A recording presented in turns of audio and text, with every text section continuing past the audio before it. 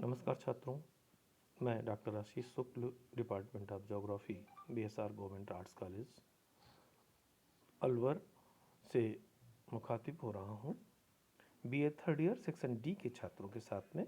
और छात्रों, आज हम चर्चा कर रहे हैं geography of India second paper के टॉपिक भारत जनसंख्या, इंडिया पॉपुलेशन पर। वर्तमान युग में किसी भी राष्ट्र के विकास में वहाँ के जो संसाधन हैं उनमें जनसंख्या का स्वरूप एक महत्वपूर्ण कारक के रूप में जुड़ा हुआ है। जनसंख्या जिसके लिए विकास एक आधार बनाया जाता है, वो स्वयं में भी एक एसेट के रूप में काम में ली जा सके, इस पर भी नवीन युग में सरकारों ने काम करना शुरू किया है। बहुत सारे विकासशील राष्ट्रों में जनसंख्या को एक एसेट का रूप दिया गया। भारत के संदर्भ में बात करें तो भारत विश्व की जो बृहद जनसंख्या वाले राष्ट्रों की सूची है उसमें चीन के बाद अपना स्थान रखता है। एशिया में सर्वोपरि चीन के बाद भारत का ही स्थान है। तो यहाँ इतनी बड़ी जनसंख्या के दबाव को कैसे उपयोगी बनाया जाए, यह विकास के क्रम के साथ जुड़ा और यहीं से जनसंख्या का स्वरूप एक एसेट के फॉर्म में क्रिएट होना शुरू हुआ। जनसंख्या के घनत्व की दृष्टि से यदि बात करें तो भारत के क्षेत्रफल का जो स्वरूप है उसमें लगभग 2.4% भाग है विश्व का, किंतु यहाँ विश्व की लगभग 17.5% जनसंख्या निवास करती है। वहीं संयुक्त राज्य अमेरिका का क्षेत्रफल विश्व का 7.2% है, किंतु इस पर विश्व की केवल 4.5% जनसंख्या का भार है। इस प्रकार भारत जनसंख्या की दृष्टि से विश्व में दूसरा एवं क्षेत्रफल की दृष्टि से 7वां स्थान रखता है। भारत की जनसंख्या उत्तरी एवं दक्षिणी अमेरिका के सम्मिलित जनसंख्या से अधिक है। अफ्रीकी महाद्वीप की 1.5 गुनी तथा ऑस्ट्रेलिया से 44 गुनी अधिक है। भारत में प्रतिवर्ष ऑस्ट्रेलिया की जनसंख्या के बराबर जनवृद्धि हो रही है। भारत की जनसंख्या संयुक्त राज्य America, Indonesia, Brazil, Pakistan, Bangladesh, Japan की कुल जनसंख्या के बराबर है। इन 6 देशों की जनसंख्या 121.43 करोड़ है, भारत की इनसे अधिक। अन्य देशों की भांति जनसंख्या का प्रति वर्ग किलोमीटर घनत्व देश के विभिन्न भागों में अलग अलग है। संपूर्ण देश का घनत्व 1971 में 177 व्यक्ति प्रति वर्ग किलोमीटर था, जो कि बढ़कर 2011 की जनसंख्या गणना में 382 प्रति वर्ग किलोमीटर पाया गया। यह जापान और इंग्लैंड जैसे देशों की तुलना में अवश्य कम है। इसके विपरीत कुछ अन्य देशों में जनसंख्या का घनत्व भारत से बहुत कम है। कनाडा में जनसंख्या का घनत्व प्रति वर्ग किलोमीटर 4, संयुक्त राज्य अमेरिका में 34, रूस में 9, चीन में 143, फ्रांस में 118, जर्मनी में 235 और पाकिस्तान में 220 है। जनसंख्या घनत्व के संबंध में जो विशेष रूप से उल्लेखनीय तथ्य हैं उनमें भारत के राज्यों के घनत्व वितरण स्वरूपों में भारी अंतर पाया जाता है। यह अरुणाचल प्रदेश में मात्र 17 तथा केरल में 860 व्यक्ति व पश्चिमी बिहार में 1102 तक है एवं दिल्ली राज्य का घनत्व 11,297 व्यक्ति प्रति वर्ग किलोमीटर है।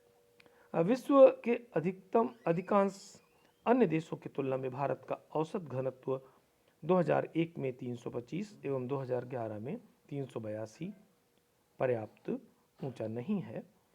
2011 के घनत्व के आधार पर भारत को निम्न 4 भागों में बांटा जा सकता है। पहला, निम्न घनत्व वाले क्षेत्रों के अंतर्गत मिजोरम, सिक्किम, अरुणाचल एवं अंडमान निकोबार द्वीप समूह आते हैं। यहाँ प्रति वर्ग किलोमीटर 100 व्यक्ति से कम पाए जाते हैं। मध्यम घनत्व वाले क्षेत्रों के अंतर्गत मेघालय, मणिपुर, हिमाचल प्रदेश, उत्तराखंड, राजस्थान, जम्मू और कश्मीर, मध्य प्रदेश, उड़ीसा, गोवा, गुजरात, महाराष्ट्र, कर्नाटक, त्रिपुरा, आंध्र प्रदेश, असम, छत्तीसगढ़ एवं नागालैंड आते हैं और यहाँ जनसंख्या का घनत्व प्रति वर्ग किलोमीटर 101 से 400 व्यक्तियों तक पाया जाता है। अधिक घनत्व वाले क्षेत्रों में झारखंड, पंजाब, तमिलनाडु, हरियाणा, दादरा एवं नगर हवेली सम्मिलित हैं। इनमें जनघनत्व प्रति वर्ग किलोमीटर 401 से 800 तक है। और सघन आबादी वाले क्षेत्रों की बात करें तो उत्तर प्रदेश, केरल, पश्चिम बंगाल, बिहार, चंडीगढ़, दिल्ली, पांडुचेरी, लक्षद्वीप एवं दमन और दीव आते हैं। यहाँ का घनत्व 800 व्यक्ति प्रति वर्ग किलोमीटर से अधिक है। इसमें सबसे अधिक महानगर दिल्ली का है जो 11,297 एवं छत्तीसगढ़ 9,252 है। स्पेशल डिस्ट्रीब्यूशन ऑफ पॉपुलेशन, जनसंख्या के क्षेत्रीय वितरण के क्रम में बात करें तो भौगोलिक दृष्टि से देश को 6 भागों उत्तरी, केंद्रीय, पूर्वी, उत्तरी पूर्वी, पश्चिमी और दक्षिणी में बांटा जा सकता है। पूर्वी क्षेत्र जिसमें बिहार, सिक्किम, पश्चिम बंगाल, झारखंड, उड़ीसा, अंडमान का चयन सर्वाधिक अर्थात 625 व्यक्ति है, जबकि उत्तरी पूर्वी क्षेत्र में अरुणाचल, नागालैंड, मणिपुर, मिजोरम, मेघालय, असम का घनत्व सबसे कम 176 व्यक्ति है। केंद्रीय क्षेत्र उत्तराखंड, उत्तर प्रदेश, छत्तीसगढ़ एवं मध्य प्रदेश दूसरे स्थान पर है जहां घनत्व 417 व्यक्ति है। इसके पश्चात क्रमशः दक्षिणी क्षेत्र आंध्र, कर्नाटक, गोवा, लक्षद्वीप, केरल, तमिलनाडु एवं पुडुचेरी 397 व्यक्ति हैं। पश्चिमी क्षेत्र में गुजरात, दमन दीव, दादरा एवं नगर हवेली, महाराष्ट्र 344 व्यक्ति। उत्तरी क्षेत्र में जम्मू कश्मीर, हिमाचल प्रदेश, पंजाब, चंडीगढ़, हरियाणा, दिल्ली और राजस्थान 267 व्यक्ति प्रति वर्ग किलोमीटर का स्थान है। 2001 से 2011 की अवधि में केंद्रीय क्षेत्र 20.31%, उत्तरी क्षेत्र 19.48%, पूर्वी क्षेत्र 18.98% की घनत्व वृद्धि, पश्चिमी क्षेत्र 17.18, उत्तरी पूर्वी क्षेत्र 17 तथा दक्षिणी क्षेत्र 12.58 की तुलना में अधिक रही है। भारत की घनी जनसंख्या वाले क्षेत्रों में पंजाब, उत्तर प्रदेश, बिहार, ब्रह्मपुत्र घाटी, दिल्ली और पश्चिम बंगाल के मैदानी भागों का औसत घनत्व 600 व्यक्ति प्रति वर्ग किलोमीटर से कहीं भी कम नहीं है। कहीं कहीं नदियों के समीप यह औसत 1000 से भी ऊपर है।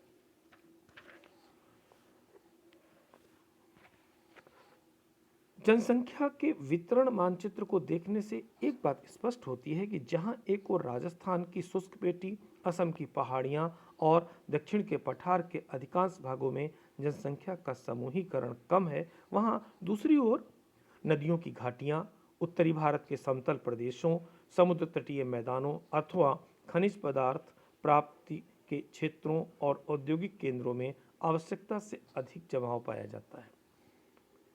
ऐसे क्षेत्रों का औसत घनत्व प्रति वर्ग किलोमीटर 750 व्यक्ति या उससे ऊपर है। ये गुजरात के तट से संपूर्ण पूर्वी तट होते हुए पश्चिम बंगाल तक फैले हुए हैं।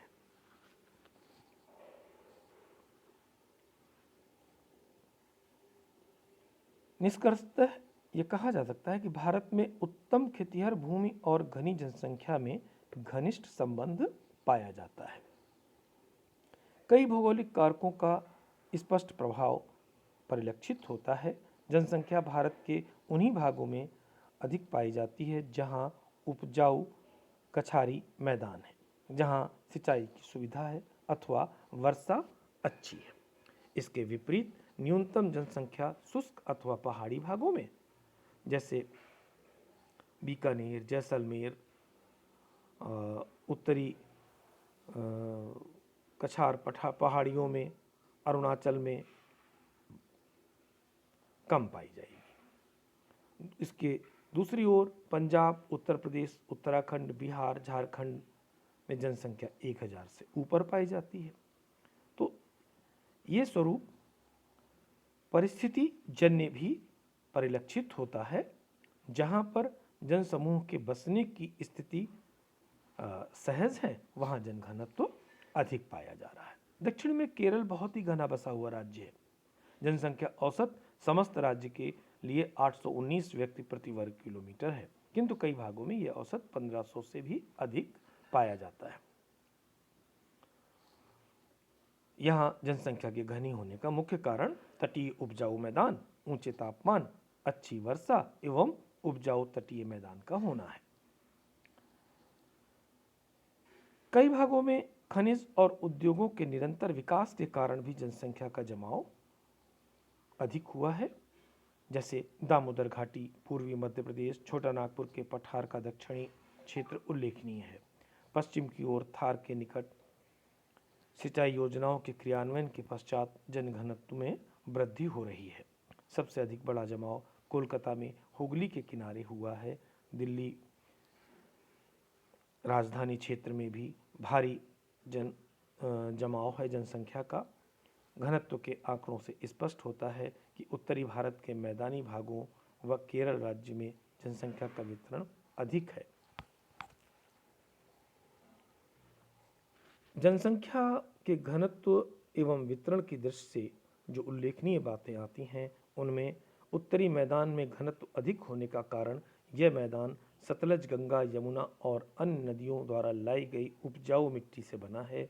यहाँ की औसत वर्षा पर्याप्त है। शुष्क काल में नहरों व नलकूपों द्वारा पानी से पूर्ति की जाती है। जलवायु मानव विकास के लिए उपयुक्त है। समतल धरातल होने के कारण यातायात के मार्गों की अधिकता पाई जाती है। इस क्षेत्र में अनेक प्रकार के उद्योगों का भी तेजी से विकास हुआ, जिनमें सूती वस्त्र, ऊनी वस्त्र, जूट, कांच, चीनी, कागज, पेट्रो रसायन, खाद, हस्तशिल्प आदि हैं।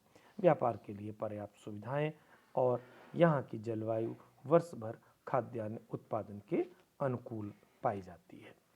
देश में जनसंख्या का घनत्व प्रायः वर्षा की मात्रा के साथ साथ चलता है, घटता बढ़ता है। मैदानी भाग में जनसंख्या वर्षा का अनुसरण करती है। अधिक वर्षा वाले क्षेत्रों में सामान्यतः घनत्व अधिक होगा।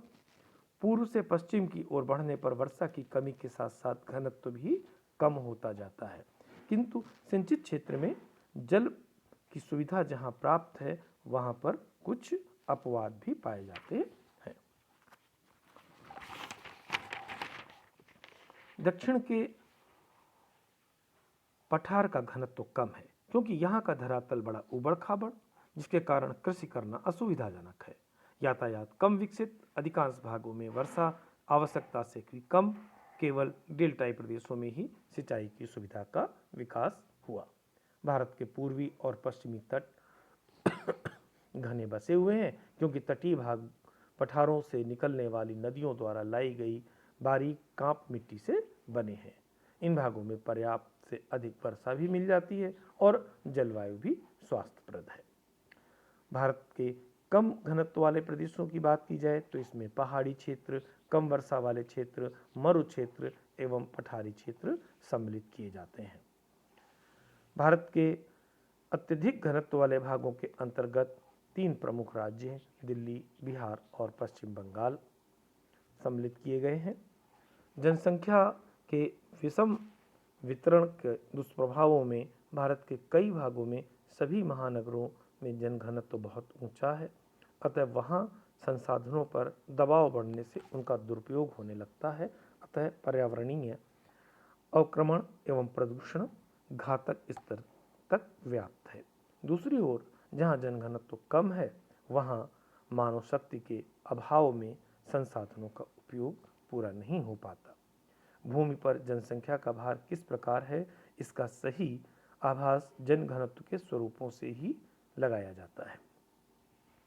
कम जनसंख्या वाले क्षेत्रों में उद्योग धंधों की कमी पाई जाती है। अधिकांश उद्योग पहले से ही केंद्रित अधिक जनसंख्या वाले भागों में स्थापित किए गए हैं, जहां उद्योगों के घनीभूत होने के कारण एक और अनेक सामाजिक बुराई, अस्वास्थ्यकर जीवन स्तर और कठिनाई भी देखने में आने लगती हैं। जनघनत्व को प्रभावित करने वाले कारकों में अगर चर्चा करें तो ये हैं भरण पोषण के साधन, विकसित परिवहन एवं संचार तंत्र, स्वास्थ्यकर जलवायु, सुरक्षा। ये प्रमुख कारक हैं जो जनघनत्व को प्रभावित करते हैं। किसी भी क्षेत्र का जनघनत्व अन्य लघु कारकों जैसे राजनीतिक, प्रशासनिक, धार्मिक, सामाजिक व सांस्कृतिक आदि से भी प्रभावित होता है। ऐसा प्रभाव प्रायः लघु क्षेत्रीय या विशिष्ट सीमा के सहारे पाया जाता है। निष्कर्ष रूप में कहा जा सकता है कि भारत में औद्योगिक केंद्रों एवं नगरों में, बंदरगाहों के आसपास, नदियों की घाटियों में, समस्त समतल मैदानी क्षेत्रों में और खनन केंद्रों में जहां जीवन यापन और आवागमन के साधनों के मार्गों की समुचित सुविधाएं प्राप्त हैं, अधिक घनत्व पाया जाता है। इसके विपरीत पहाड़ी, पठारी, कम वर्षा वाले क्षेत्र, मरुस्थलीय क्षेत्र या भारी वर्षा वाले क्षेत्र जहां जलवायु प्रतिकूल है और जल का अभाव है, घनत्व कम पाया जाएगा। भारत की कृषि पट्टी में जनघनत्व का स्वरूप अधिक है। यह कृषि पट्टी पंजाब के सिंचाई वाले क्षेत्र से आरंभ होकर उत्तर प्रदेश, बिहार, झारखंड, पश्चिम बंगाल होती हुई पूर्वी घाट के उड़ीसा, आंध्र, तमिल होती हुई पश्चिमी घाट के केरल, गोवा, महाराष्ट्र और गुजरात तक विस्तृत है। इसके बाद अगले वीडियो में आपसे चर्चा करेंगे ग्रोथ ऑफ पॉपुलेशन, भारत के संदर्भ में जनसंख्या के विकास पर। धन्यवाद।